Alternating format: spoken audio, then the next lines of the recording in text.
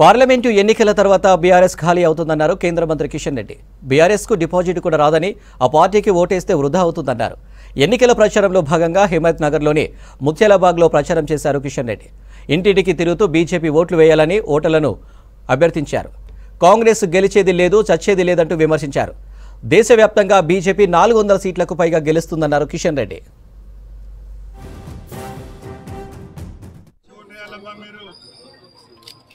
మోడీ గారికి ప్రత్యామ్నాయం లేదు. మోడీ గారి చేతుల్లోనే దేశం భద్రంగా ఉంటుంది.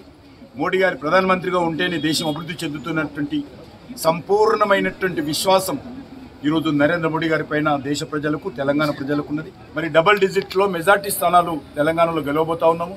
కాంగ్రెస్ పార్టీ కొట్టేసినా, బీఆర్ఎస్ పార్టీ కొట్టేసినా వృధా ప్రయాస అవుతుంది. ఆ ఓటు మూసిలేసినట్లే.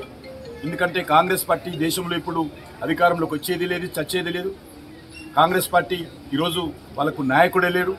వాళ్ళు ఎవరు వాళ్ళ ఫ్రంట్ నాయకుడు, ఆ ఫ్రంట్కు టెంట్ కూడా లేదు. అదేవిధంగా ఈరోజు బీఆర్ఎస్ పార్టీ అయితే పూర్తిగా కనుమరుగైపోయింది.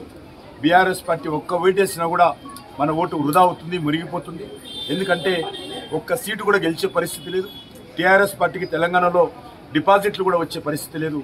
కాబట్టి తెలంగాణ సమాజాన్ని కోరుతా ఉన్నాను, ఈ ఎన్నికలు మరి దేశానికి సంబంధించినటువంటి ఎన్నికలు. ఈ ఎన్నికలు నరేంద్ర మోడీ గారిని మళ్ళీ ప్రధానమంత్రి చేయడం కోసం జరుగుతున్నటువంటి ఎన్నికలు. కాబట్టి దయచేసి అన్ని వర్గాల ప్రజలు కూడా నరేంద్ర మోడీ గారిని ఆస్వాదించి కమలం గుర్తు మీద ఓటు వేయాల్సిందే కోరుతాం.